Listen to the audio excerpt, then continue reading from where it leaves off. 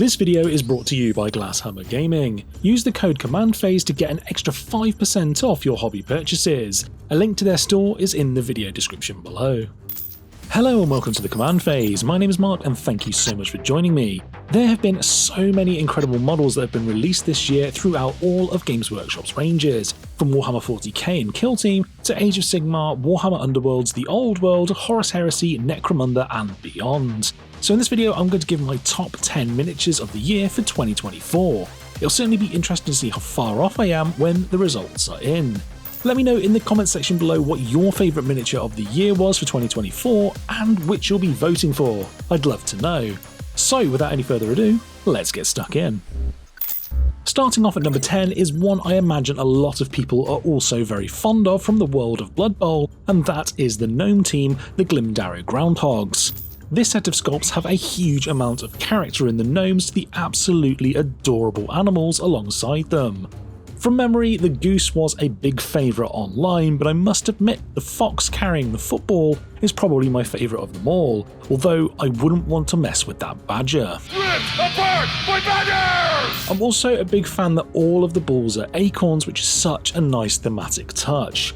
Overall, an adorable set of models that really do exude cuteness and fun. On to number 9 now, and Krethusa the Croneseer was released during the Dawnbringer Crusade before the launch of 4th edition of Age of Sigmar, and she is an absolutely gorgeous looking model in the Daughters of Cain range. I really like the way she is perched on the rock, mirrored by the crows all around her. The pose is delicate yet powerful with her huge set of glorious wings, flowing cloak and an impressive decorative staff, while a ritual is being performed in the bowl underneath. A beautiful model and one I've seen a number of spectacular paint jobs for by the community. Number 8 now, and sticking with Age of Sigmar, we have one of the best looking models for me inside the launch box set for the 4th edition, and that is the updated Prosecutors for the Stormcast Eternals. These truly are glorious. They've got incredible dynamic poses, especially the one that's just about to throw his javelin. But the main focus for me has to be the gorgeous wings, shown off amazingly by the heavy metal paint job here. Such an amazing update from the originals, and with the new Blood Angel Sanguinary Guard losing their wings, the sculpting team for Age of Sigmar really showed what they could do in this world. When the new Mechanica models were revealed earlier this year for the Horus Heresy, I was blown away by their looks. The Castellan robot is one of my favourites of the AdMech range in 40k, but the Thanatar Cavas Siege-automata honestly just blows it out of the water. It has the same feel of that style of robot, albeit a little more knight-like, all while wielding some very heavy weaponry as a mobile artillery platform. The Helix pattern plasma mortar looks incredible and absolutely devastating. To be fair, the entire range looks phenomenal and the team did a fantastic job sculpting these models, but this is certainly my favourite of the lot. Back to Age of Sigmar again for number 6, and the new Skaven range has been a massive success for me this year. With a lot of the models being over 10 years old and very much in need of a refresh, the sculpting team did an incredible job, and one kit I was most looking forward to seeing was the Acolyte Globadiers, and boy they didn't disappoint. The updated sculpts adds a huge amount of detail and character to this unit and some really dynamic poses, either preparing or throwing their devastating spheres of toxic gases. The connection is a little delicate on this one, but I'm hugely impressed with how they updated these awesome little guys. Into the world of 40k now, and even though the Orcs only received one new model with their new codex, my word was it a good one. I've been a big fan of the newer style of bodies, and this mech is just perfect. An amalgamation of this Orc Tinkerer encased in its bionic exoskeleton with all sorts of powerful weaponry. The attention to detail on this model is fantastic, with the bolts and cybernetic parts in his skin to the decoration all over the suit, and apron with his tools looks fantastic, and a truly perfect Orc model. I must admit the old world didn't really catch my attention with its return, even being an avid player back in the day when I started Warhammer, mainly due to them being exactly the same models for the most part.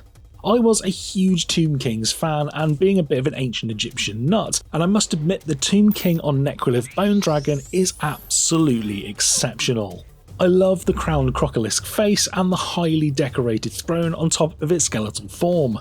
If they'd updated all the sculpts throughout to this kind of quality, I probably would have been drawn more to the game again, but my word, what a centerpiece. Back to 40k now, and honestly this was a pretty easy pick as my favourite model of the year from Warhammer 40k. Adeptus Sororitas Celestian Sacresant Aveline from the novel Demon Breaker literally screams the grimdark gothic feel of Warhammer 40k perfectly. In a time where modern models seem to be moving away from this aesthetic, this truly is phenomenal. Covered from head to toe in iconography of the Order of the Sacred Rose, flying cherubs on scripture, a beautifully decorated shield, and of course the iconic relic sword with the flaming fleur-de-lis. This stand-up model shows off everything that is great about the Adeptus Sororitas model range. These next two were really hard to separate, but sadly I had to make a decision between the two, as making them joint first really would have been sitting on the fence. So coming in at number 2, we return to the new Skaven range, and you've probably guessed from that, it's the new centerpiece Vizzik Skour, Prophet of the Horned Rat.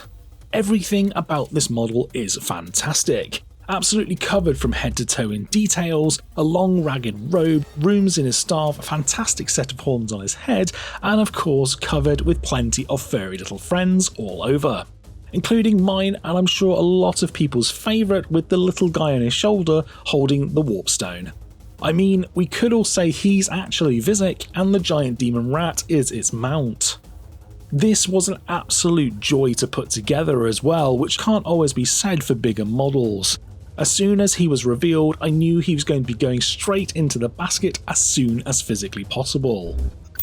The Age of Sigmar sculpting team really knocked it out of the park this year, and coming in at number 1 is Ushoran, Mortarch of Delusion, who for me is the best of the lot. This centerpiece for the Flesh Eater Courts is a truly incredible and horrifying looking model for the army. This monstrous vampire lord has a huge amount of incredible details all over. His hulking, hunched form is fantastic, showing off his incredible stature while walking down the highly detailed stairs covered with bones on its base. I also love the furs on his shoulders interspersed with faces to add to his gruesome nature. The crown coming from his head, the decorated jewellery and sceptre helps show his kingly nature of his delusions, and the cup of his blood by his side is a nice touch. Honestly, one of the best models in the entire Age of Sigmar range. So there we have my top 10 models of the year, and the ones I voted for were Ushoran, Aveline and the Tomb King for the 3 categories Games Workshop are doing this year. There are so many great models to choose from, and honestly from what has been revealed recently, 2025 looks to be starting off with some absolute bangers which I can't wait for. Let me know in the comments section below what your favourite miniature of the year was for 2024 and which you'll be voting for. I'd love to know. If you enjoyed the video and want to see more, then hit the like and subscribe button, as it really helps the channel to grow. Thank you all so much for watching the command phase, and I'll see you in the next video.